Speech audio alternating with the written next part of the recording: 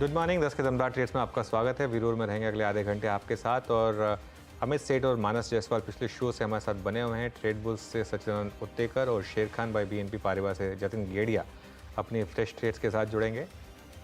Big market voices में आज हमारे साथ दो खास मेहमान जुड़ेंगे। पहले मार्केट टेक्निकल्स पर बात होगी 361 की प्रेसिडेंट अनु जैन से। इसके बाद पाइपर सरिका के फाउंडर अभय अग्रवाल से बातचीत करेंगे मार्केट फंडामेंटल्स पर।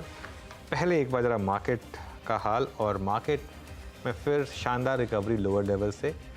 निफ्टी में रिकवरी, लेकिन ज़्यादा स्टनिंग रिकवरी निफ्टी बैंक में। निफ्टी करीब 100 पॉइंट रिकवर कर चुका है अब डे लो से।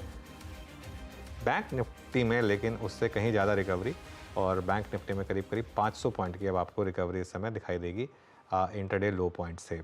सेंसेक्स में भी करीब 316 पॉइंट की रिकवरी है यहाँ पर।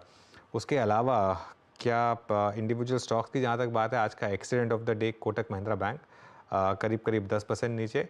उसके अलावा आप लेकर आइए the big stock of the day Vodafone idea, वो सबसे ज़्यादा वॉल्यूम उस स्टॉक में जनरेट होते हुए। इंडेक्स के हिसाब से देखें तो एक्सिस बैंक आज का बड़ा स्टॉक ऑफ द डे करीब 5% ऊपर। और उसके अलावा भारत फोर्ज एफएनओ में टॉप गेनर इस समय।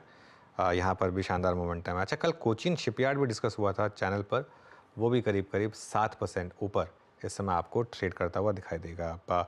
बाकी कुछ और स्टॉक्स देख लेते हैं जहाँ पर इस समय ठीक ठाक मोमेंटम है। डालमिया भारत 3.25% नीचे। इंडियन होटल्स, इसकी बात हुई थी कि शायद थोड़ा सा आज नेगेटिवली रिएक्ट करेगा ये नंबर्स पर। ये स्टॉक अब करीब 3-3.5% नीचे ट्रेड करता हुआ। और आदित्य बिरला ग्रुप के स्टॉक्स में अच्छी खासी तेजी। बीरू जैम एबी ग्रुप में strong move. PSU banks, Nifty PSU bank index रखेगा। आई थिंक शुरुआत में मैंने जिक्र किया था इसका। Is at day high, SBI is day high.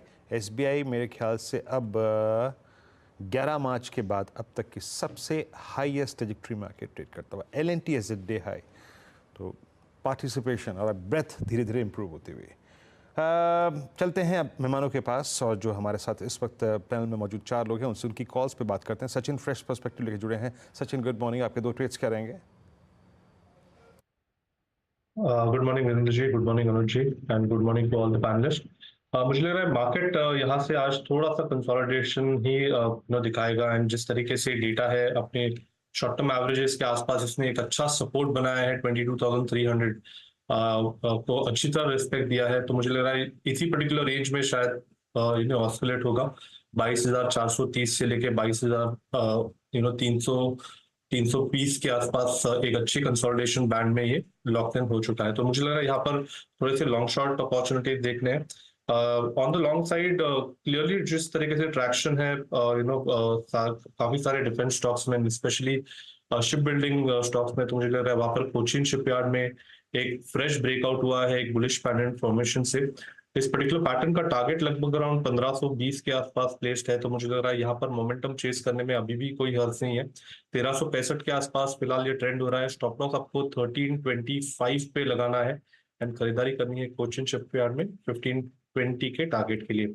On the short side काफी दिनों से हम अपोलो हॉस्पिटल को ट्रैक कर रहे हैं। एक फ्रेश ब्रेकडाउन हुआ था एक राइजिंग चैनल फॉर्मेशन से।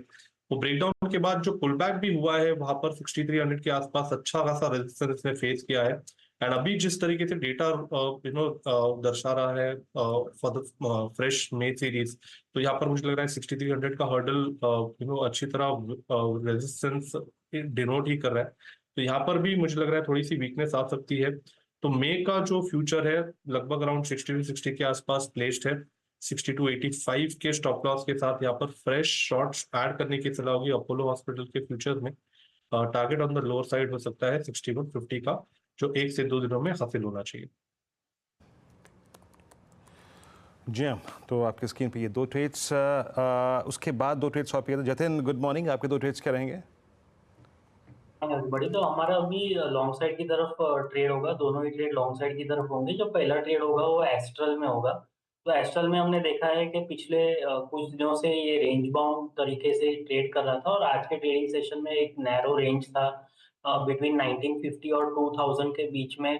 तो वो रेंज को उसने ऊपर की तरफ ब्रेकआउट दिया है। तो हमें लगता है कहीं ना कहीं एक बेस बना के एक next leg of the up move start हो चुका है।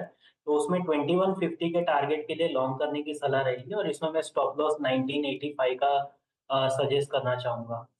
जो दूसरा ट्रेड मेरा होगा वो सन टीवी में होगा। तो सन टीवी में देखा है कि एक रिसेंट एक 5 वेव एडवांसिंग स्ट्रक्चर के बाद एक थोड़ा 61.8% तक रिट्रेस हुआ था और फिर से एक नई रैली स्टार्ट कर दी है इस स्टॉक ने। तो हमें लगता है सन टीवी लॉन्ग करके चलना चाहिए। टारगेट हमारे 665 के रहेंगे और मैं इसमें स्टॉप लॉस 608 का सजेस्ट करूँगा।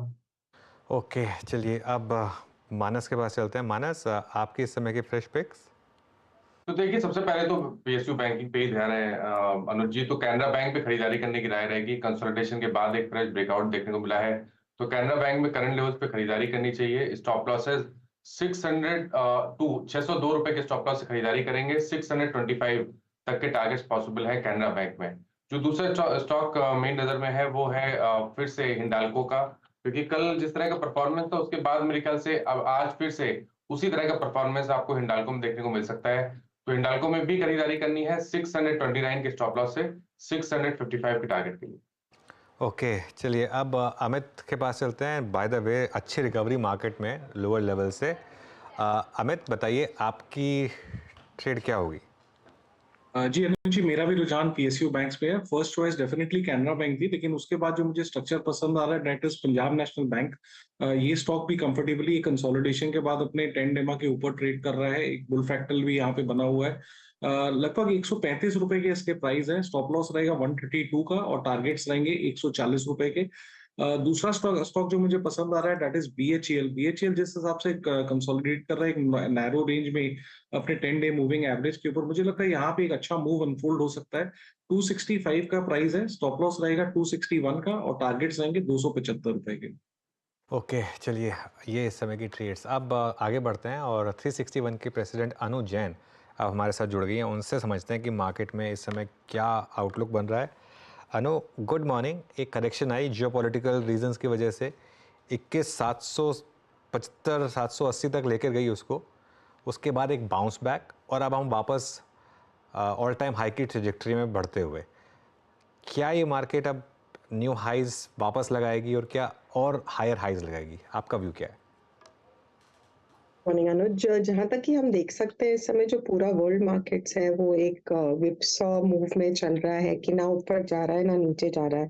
हमने वो जो गिरे थे हम वो उस आशंका पे थे कि इजराइल ईरान में कुछ होगा और वो चाहे एक उसका प्रोबेबिलिटी थोड़ी कम हो गई है, बट अगर राफा में फिर से कुछ होता है तो ये एस्केलेशन वापस हो सकता है। तो ये geopolitical situation I don't think हम में से कोई भी उसको प्राइस इन कर सकता है, बट वो एक नजर उसके ऊपर गढ़ा के रखनी पड़ेगी कि अगर वो कुछ भी हो रहा है तो एक पॉइंट वो है। दूसरा, जिस तरीके से चाइना में स्टॉक पाइल हो रहा है कमोडिटीज का, उसके ऊपर भी एक नजर रखनी चाहिए, बिकॉज कहीं ना कहीं अगर वो करेंसी डी वैल्यू करेंगे तो वो हमारे ऊपर किस तरीके से इम्पैक्ट आएगा वो अगले 6 महीने में कभी भी हो सकता है। और जो थर्ड है, जैसे आज हम कोटक के गैप डाउन पे खुले हैं तो दीज थिंग्स विल इम्पैक्ट। जहां तक कि निफ्टी की बात है, उसका चैनल काफी स्ट्रांग है एंड जिस तरीके से आज भी हमने नीचे 70 पॉइंट तक जाके और पॉजिटिव में आए हैं, वो एक इनहेरेंट स्ट्रेंथ दिखा रहा है कि आप डेफिनेटली पॉजिटिव है एंड वो स्ट्रेंथ 22,550 के ऊपर टिकने पे और बढ़ेगी। अगर आप 22,550 होल्ड कर लेंगे तो आप 23,000 23,200 के लिए, जिस तरीके से मैं बोलती हूँ एक खिड़की खुल जाती है, आप उसमें एक कदम उठा लेंगे। जो मेन चीज आज सुबह से देख रही हूँ मैं कि वो जो कोटक का एक फॉल आउट था और मैं जो ओपनिंग से देख रही थी और हमने पूरा टीम वो ही देख रहा था कि कोटक गिरेगा, नेचुरली कुछ फ्लोज इधर उधर होंगे। तो क्या वो एक्सिस में जाते हैं, क्या वो आईसीआईसीआई में जाते हैं, क्या वो एसबीआई में जाते हैं, और ये तीनों स्टॉक्स अगर आप देखेंगे वो एक ब्रेकआउट के लेवल पे खड़े हुए हैं। एंड पॉजिटिवली आपका एसबीआई भी इस समय ब्रेकआउट दे रहा है, आपका पूरा पीएसयू ब्रेकआउट दे रहा है, बट उसमें एसबीआई 785 के ऊपर जाता है तो एक 850 के लिए एक वहां पे भी खिड़की खुलती है।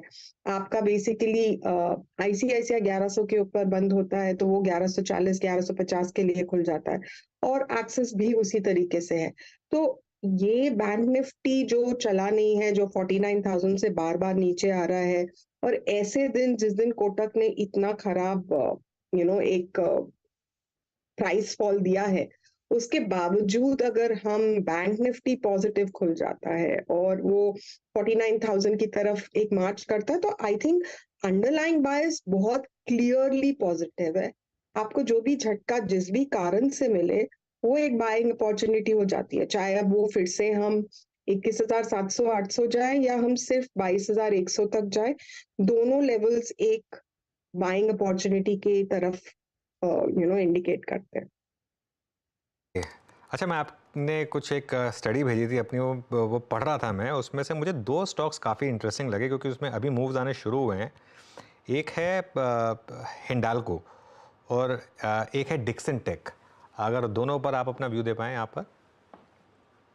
फिलहाल को तो मेरे ख्याल से वो कमोडिटी साइकिल पे हम प्ले कर रहे हैं कि जहां तक कि हमको लग रहा है कि एल्यूमिनियम में जो रशिया का इम्पैक्ट हुआ है और जिस तरीके से और 10 से 15% प्राइसेस का अपटेक आ सकता है, और उसके अनुसार the cleanest play and the other reason is जब एक ग्रुप चलता है तो उस ग्रुप के सारे स्टॉक्स चलते हैं। हमने वो टाटा के साथ देखा हुआ है, हमने वो अडानी के साथ देखा है। इस समय वो समय शायद आदित्य बिरला ग्रुप का है एंड उसको पूरी सलामी देते हुए आई थिंक कि ये जो एक 630-35 के अगर लेवल के ऊपर क्लोज हो जाता है, तो ये भी डेफिनेटली 700 की तरफ एक 10% मूव आपको दे सकता है, 700-720 तक।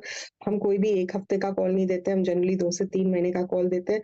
तो हमें उम्मीद है कि हिंडाल्को यहाँ से आपको एक 8 से 10% का मूव दे सकता है। नीचे में आई थिंक 610-15 पे काफी सपोर्ट है, तो अगर मार्केट वीक रहे किसी कारण से, तो आप उसको डेफिनेटली उस फॉल में भी ले सकते हैं। जहां तक कि डिक्सन का कॉल है, ये हमारा पोर्टफोलियो स्टॉक है, ये हम काफी टाइम से होल्ड कर रहे हैं और इसका इस समय जो मोमेंटम है वो बढ़ा है, और जो मोमेंटम चार्ट डिक्लेयर इसमें भी कर रहा है कि इसमें 8 से 10% का मूव अभी बाकी है। आप इसको अगर एक्सटेंड करना चाहें तो इसके साथ अंबर है, केन्स है, ये सब भी मूव करेंगे, बट सबसे ज्यादा मोमेंटम इस स्टॉक में है, तो यहाँ पे आप 8 से 10% का मूव डेफिनेटली देख सकते। ओके अच्छा अनुज जी, गुड मॉर्निंग। वीरेंद्र बोल रहा हूँ दिल्ली स्टूडियो से। बहुत सारे स्टॉक्स अपनी ट्रेजेक्ट्रीज को चेंज कर रहे हैं, बहुत सारे स्टॉक्स अपनी आई थिंक दूसरे स्टॉक्स की अनअवेलेबिलिटी को एंजॉय कर रहे हैं। मेरा इशारा NBFCs की तरफ है, मैं फोकस कर रहा हूँ। आप देखिए गोल्ड फाइनेंस कंपनियों में बहुत मूव अच्छा आया, gold went to I think 73,000, उसका एक बेनिफिट उनको मिला। HDFC का जो स्पेस क्रिएट किया था उसको एंजॉय कर रहा है LIC housing finance. Bajaj B2 में, बजाज फाइनेंस में, बजाज फिनसर्व में एक प्राइस डैमेज था, उनमें एक पुल बैक देखा गया। आप NBFCs में क्या चेज कर रहे हैं इस वक्त? देखिए, we got hurt with the Bajaj finance whole thing, but वो हमारा एक पोर्टफोलियो स्टॉक है एंड हमने उसको अपने पोर्टफोलियो में मेंटेन किया हुआ है। It's not been something which has given us great return, but जिस तरीके के रिजल्ट पोस्ट कर रहे हैं, आज भी रिजल्ट का दिन है, तो we will see how it post the result and we'll take a call after that. But the other stock which has really performed is Chola and I think it would be one of the best picks in the sector even going forward. So हमें चोला ठीक लगता है। चोला मेरे ख्याल से 1160 के आसपास है। आपको ये 10 से 15% कम से कम कंजर्वेटिवली साल के लिए देगा। अगर मोमेंटम बढ़ता है तो ये आपको एक्चुअली 1220-1240 भी दे सकता है। तो अगर हम सेफ्टी देख सकते हैं कि जहाँ पे क्रेडिट कार्ड्स नहीं है, जहाँ पे बाकी चीजें नहीं है, तो I think Chola. But we are continuing our investment call on Bajaj finance because we feel जिस तरीके का रिटर्न प्रोफाइल है वो अभी भी it's a positive for the. Okay ये था अनुजी का एक NBFCs पे टेक, और अभी हमारी वाइट गुड सेगमेंट में डिक्सन पे भी बात हुई, और एक दो स्पेस पे बातचीत करते हैं जहाँ पे काफ़ी स्ट्रॉन्ग मूव पिछले कुछ समय में विजिबल हैं। थोड़ा सा सीमेंट पे आते हैं अनुजी। सीमेंट एक ऐसा स्पेस है, जब मैं आपके आने से पहले हम ग्रासिम को देख रहे थे, हम ACC को देख रहे थे, अंबुजा सीमेंट्स में एक स्ट्रॉन्ग मूव, यहाँ पे पेरेंट कंपनी, यहाँ पे ग्रुप की तरफ से काफ़ी फर्दर इन्वेस्टमेंट आते हुए अल्ट्राटेक सीमेंट में एक स्विंग मिलता हुआ। ये प्री मॉनसून स्विंग हमेशा विजिबल होता है सीमेंट में। अभी आप सीमेंट में क्या चेज़ कर रही हैं, या फिर वकालत क्या करेंगी चेज़ करने की? वकालत तो हम बेसिकली अंबुजा की कर रहे हैं। हमने इसको 560 से लिया है for 1 year view of about 700-720। अभी ये लगभग 630, 620 और 650 के बीच में चल रहा है। कल इनफैक्ट क्लोजिंग में it was a very interesting thing to note कि वो ऑलमोस्ट हाई पे बंद हुआ था। वो 650 पे उसको काफी सप्लाई मिलती है। तो आई वुड बी वॉचफुल अगर ये 650 क्रॉस कर ले तो ये आपको डिस्पाइट की मॉनसून्स पास में है, डिस्पाइट की फैक्ट की ये क्वार्टर के ऊपर सीमेंट सेक्टर में कोई भी रिसर्च टीम ने कोई बहुत पॉजिटिव आउटलुक नहीं दिया है सेक्टर के लिए। बट मोमेंटम डेफिनेटली बिल्ड हो रहा है और अगर ये 650 के ऊपर होल्ड कर जाए तो that would be a point way इसमें मोमेंटम बिल्ड होके ये एक बार आपको 680 तक ले जा सकता है। अब वो रिजल्ट पे होगा, पहले होगा, वो बोलना it's not possible, but I would keep a watch. नीचे में अगर 620-25 मिले तो या तो वहां ले ले, या अगर वो 650 के ऊपर क्लोज करता है तो then that becomes a momentum play. Okay, मेन भाई एक बार मार्केट देखिए अब आप, और अब निफ्टी का वो मूव लेकर आइए ऑफ डेज लो, और अगेन एक चीज़ क्लियर है, अप ट्रेंड में गैप डाउन बाय कर लीजिए, बात ख़त्म।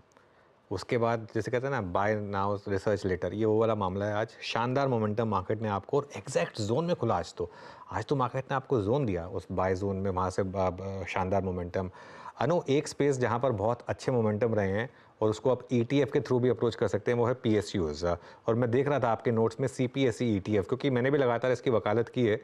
लेकिन क्या अब ये मल्टी ईयर बुल मार्केट जो है PSUs में, ये यहाँ से भी कंटिन्यू करेगी? क्या ये ETF यहाँ से भी डबल होने का पोटेंशियल रखता है? देखिए, मेरा टेक डिफरेंट है एंड वो ये है कि एक चीज जो ये गवर्नमेंट इस 5 साल में नहीं कर पाई, वो एक कोई भी डिसइन्वेस्टमेंट नहीं कर पाई है। एंड जहां तक कि उन लोग का आउटलुक है, वो एक चीज का अगर दावा करते हैं तो वो उसको पूरा करते हैं।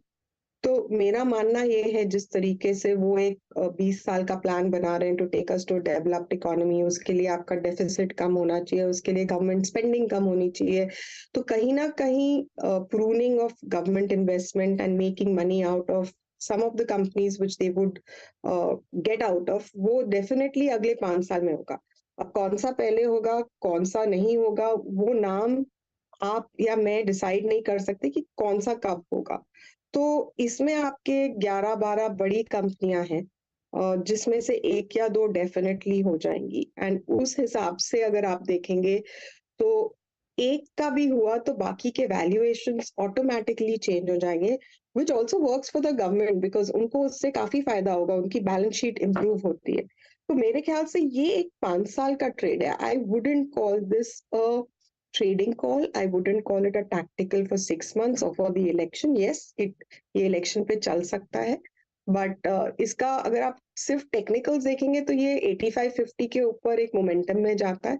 बट मेरे ख्याल से ये एक 5 साल की स्टोरी है। ये एक साल में आपको, आप कह रहे हो कि डबल होगा कि नहीं, मुझे भी नहीं पता, बट ये 5 साल में आपको एज अ सेक्टर, अगर आप निफ्टी में भी देखेंगे ना तो 7% PSU है।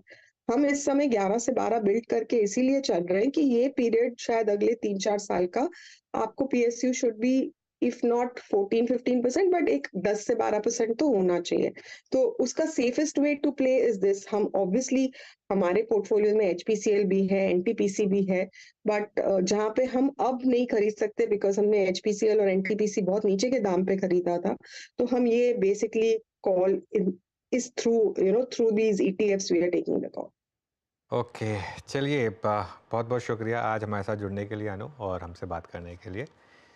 तो ये इस समय व्यू, लेकिन निफ्टी बैंक देखिए अब आप ज़रा, और इंटरडे चार्ट लेकर निफ्टी बैंक का एक बार कंट्रीब्यूशन लेकर आइए, क्योंकि वो आपको बहुत कुछ बयां करेगा।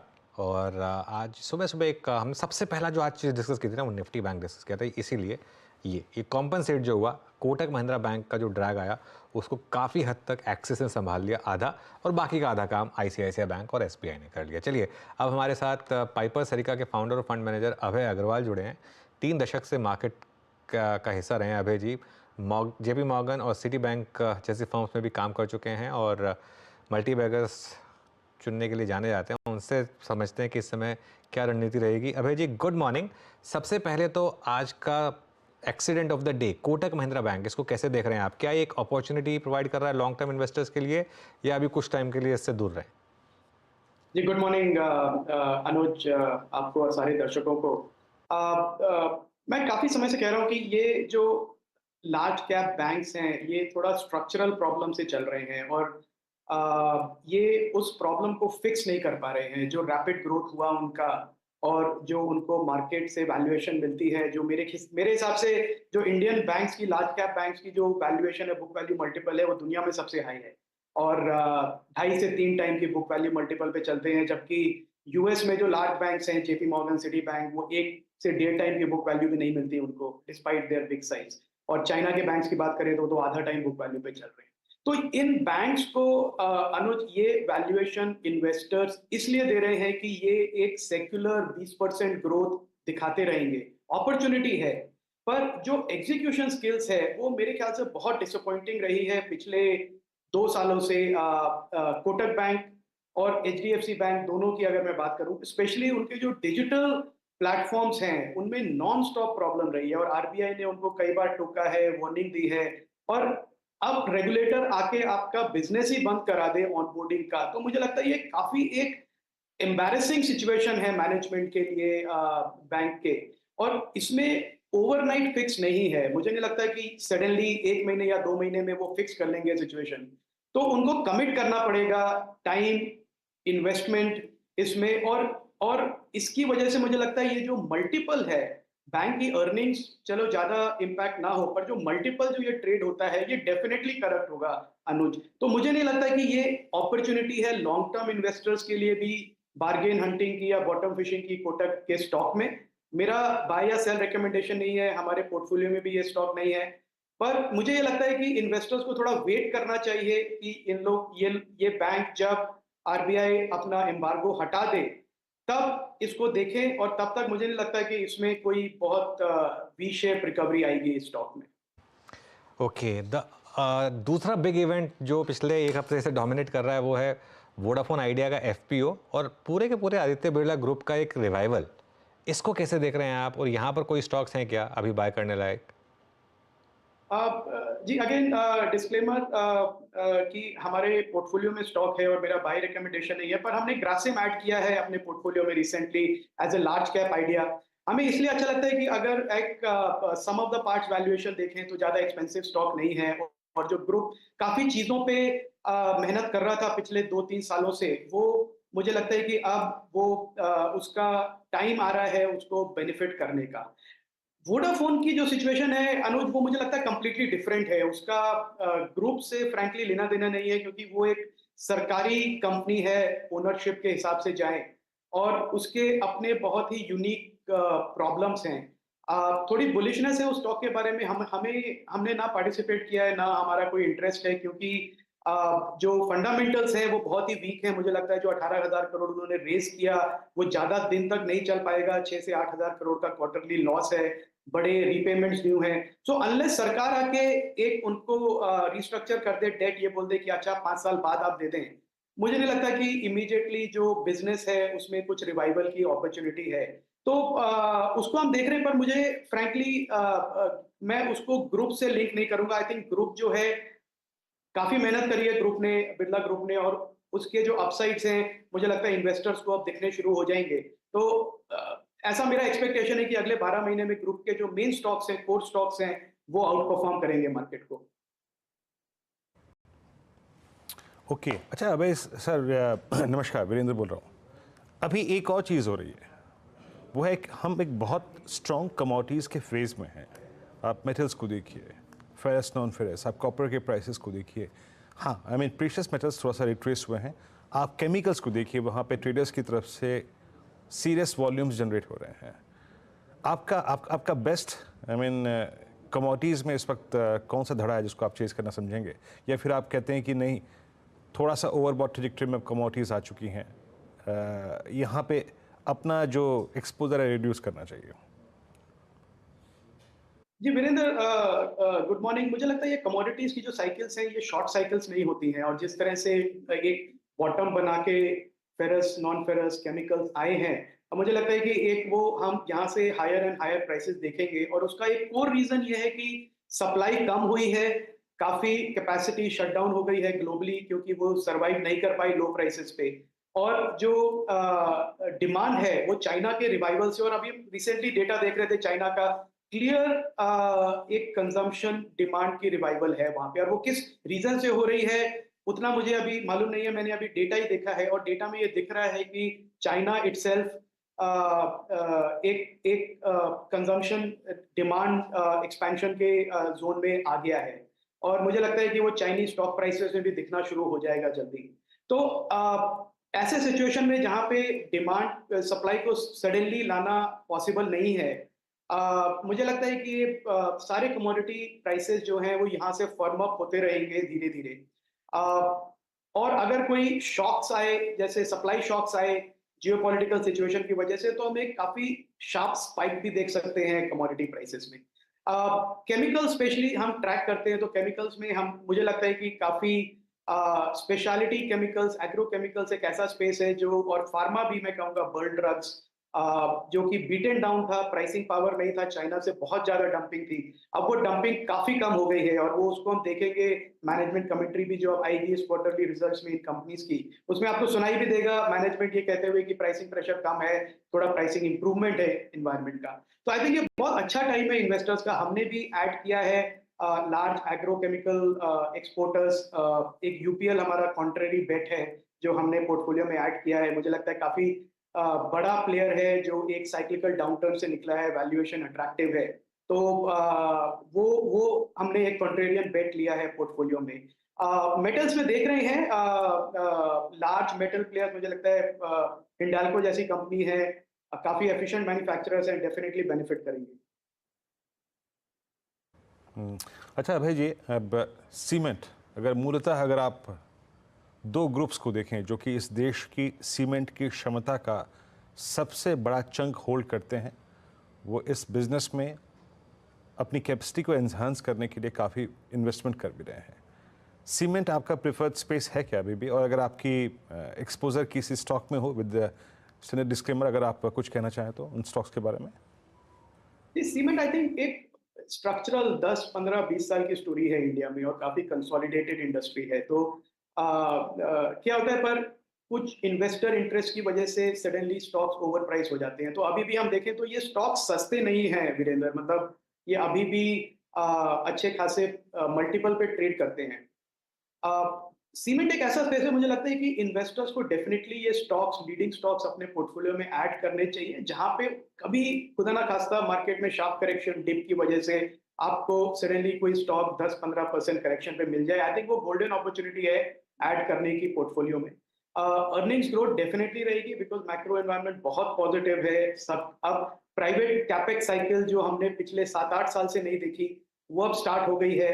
गवर्नमेंट की कैपेक्स साइकिल ऑलरेडी चल रही है, तो इस हिसाब से काफी पॉजिटिव मैक्रो एनवायरनमेंट में है हमारी कंपनीज। नई कैपेसिटीज भी इतनी ज्यादा नहीं आ रही हैं, तो आई थिंक सप्लाई साइड भी स्टेबल रहेगी, डिमांड साइड इंप्रूव होता रहेगा, तो प्राइसेस थोड़े बढ़ेंगे पीरियोडिकली।